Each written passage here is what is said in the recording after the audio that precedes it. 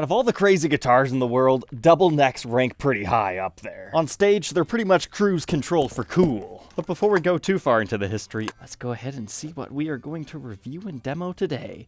It is a beautiful double neck. It's got the Jimmy Page vibes with the covered pickups on the 12 neck side and the uncovered on the 6, and we've got the lower style tailpieces. This was a really cool Gibson custom order. It's not actually one of the Jimmy Page signatures, but this was custom ordered with a maple body, which I always thought was pretty cool because we get a little bit of flamed figuring within it. Primarily this piece in the back, and you don't normally see that with these double neck guitars. But let's learn a little bit about these monstrous beasts.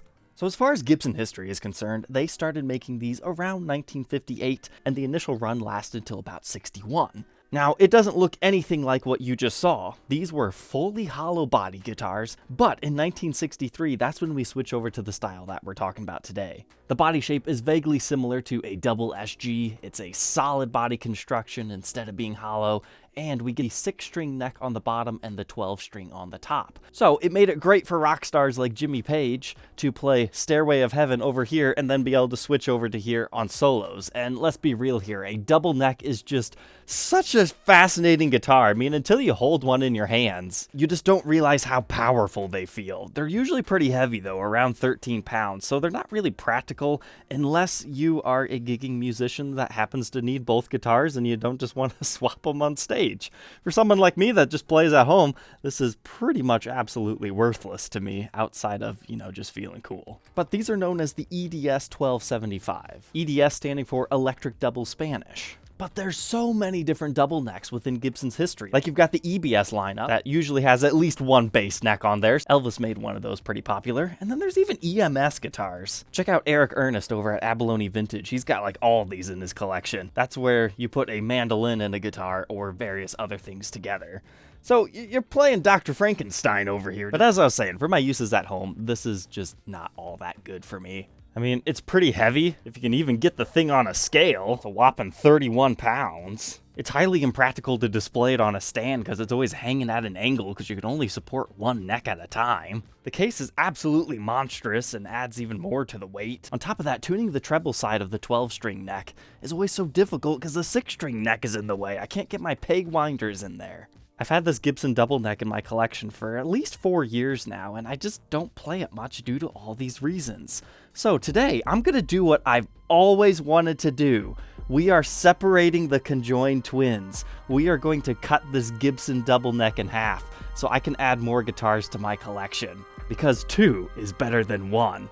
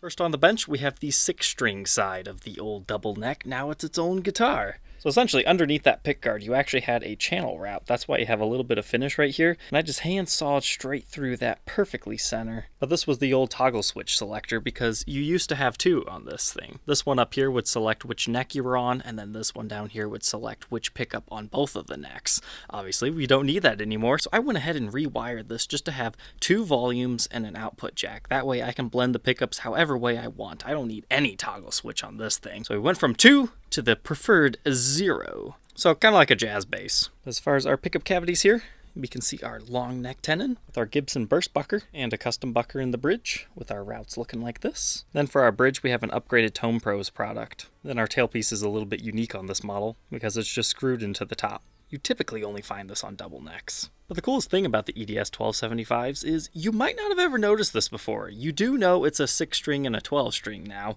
but did you know that they're actually shorter guitars? Meaning we only have 20 frets on the 6-string side, and most Gibsons have at least 22. Well, that's the other thing that makes these a little bit impractical if you want to do like crazy soloing, because by the 15th fret you start to hit the body, and normally your hand's like all the way over here because you got another guitar on the other side. So we definitely alleviated some of those issues. I probably could have sawn this off too to help, but we're not going to get too crazy today, my friends. Despite less frets, it's still 24 3/4 scale length. Got a nut width of 1.66 inches. That increases to 2.11 by the 12th. First fret neck depth of 0.92 and 0.98 by the 12th.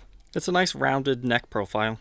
And everything's looking good on our headstock Gibson mother of pearl logo. All that good stuff. Looking at the backside now, I think the custom shop needs to hire me to do all their wiring. This is glorious. But you can see the rest of our control cavity there, as well as the cool flame figuring that we were talking about earlier. Probably going to have to move our strap buttons. I'll have to toy around to see with where it's going to balance now. I found one at the base of the heel right here, and just slightly off center right there balances it pretty well. Feels pretty good on a strap. For safety reasons, I put an arm guard on it in a nice blue color. It complements great with the red. No more splintery arms for me. But it is a set neck construction guitar, as most Gibsons are. Run up the back of the mahogany neck until we get to our Chibson Deluxe tuners, and then our serial number dates this one to 2006. Made in USA. All said and done though, this is probably the lightest 6-string guitar you'll find out there that's solid body, 5 pounds, 3.9 ounces. Let's go ahead and check out the 12-string. I'm sorry, I'm not taking a 12-string apart. I got better things to do with my life. But we got the Seymour Duncan SH2N and 4 in the bridge. That was a custom ordered spec on this one, as well as the Tone Pros, all the other stuff that we already saw. But here's what I did with this one. Very similar layout. I used some magical tape to stick it onto the ends. And then I used an 80s output jack because they give you way better tone. But I left the strap buttons in our usual locations down here and one at the base of the heel. And as far as the neck and all the other specs, I mean, they're about the same as the 6-string side, except for we have 12 strings on this one. Maybe next I should just convert this 12-string into a 6-string. Then I can have 2 guitars that I can play all the time, because let's face it, an electric 12-string, you're not going to use it absolutely every single day, but they can be fun to experiment with. The backside's probably what you're most interested on this one. So I'd started cutting it from the top, and then I started cutting it from the bottom to see if I can meet them halfway, and unfortunately, I did a fantastic job of that. That's just a slight scar, nothing too bad. But here you can see our chopped side and my beautiful wiring work. I really like the output jack. Since I didn't have the correct mounting bracket, I just decided to stuff it with some paper towels. It works pretty good. I mean, there's so many limitless opportunities if you wanted to install other electronics on here. I just decided to keep it simple because that's the whole reason I did this, was to simplify it. But you know, we're actually really lucky that Gibson double stamped the serial numbers of this one. So it's not like one side got it, one didn't. We're lucky in that aspect. But for obvious reasons, this side is heavier at 6 pounds, 9 ounces. Let's go ahead and try my 2 new guitars out.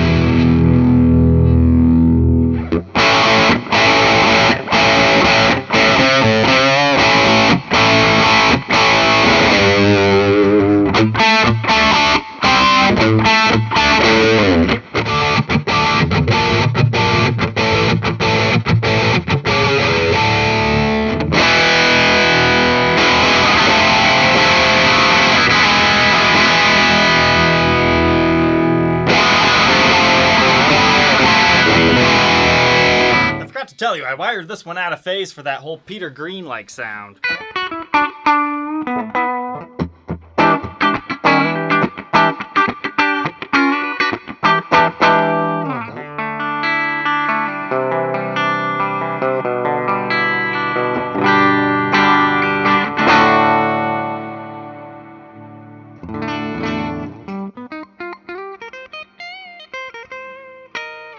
But wasn't that a lot of fun? I definitely prefer the 6-string side because it's a lot lighter. I don't know if it comes down to the different amount of tuners or just the more wood in the headstock, or maybe the wood over on this side of the body just happened to be a little bit heavier. I still think it sounds great. I love those out-of-phase tones I've got on this one. But the 12-string is probably the most practical to play because you get the nice beveled edge while you're doing it. You don't notice that it's really a chopped guitar, but you do start to get that whole phantom feeling that if you've ever played a different double neck, that the rest of the guitar is still there, so you like want to start to switch necks, and it's like, oh no, it's not there anymore. So ultimately, would I suggest everybody take their double neck and cut it in half? Yes! Oh my goodness. Oh, that was such a nightmare.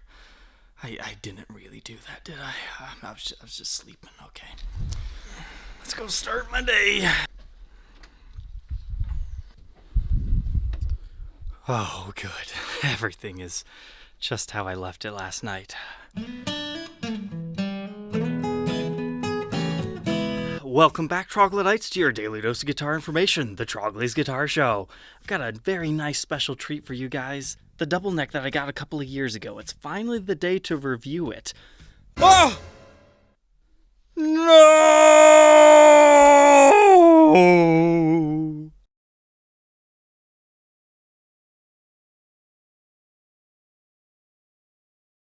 Well, Troglodytes, I hope you enjoyed April Fool's this year. This is not a real Gibson. Don't freak out. This was a Chibson.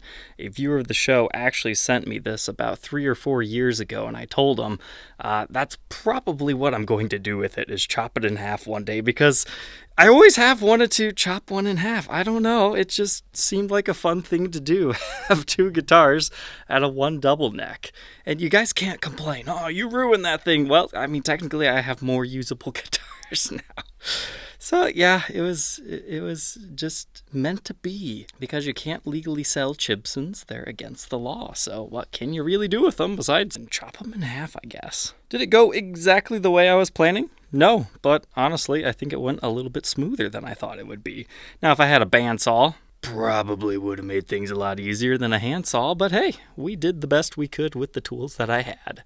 All right, Troglodytes, I hope you enjoyed tonight's episode. Don't forget to like, comment, and subscribe, and we'll see you guys next April Fools with Slash. Take care.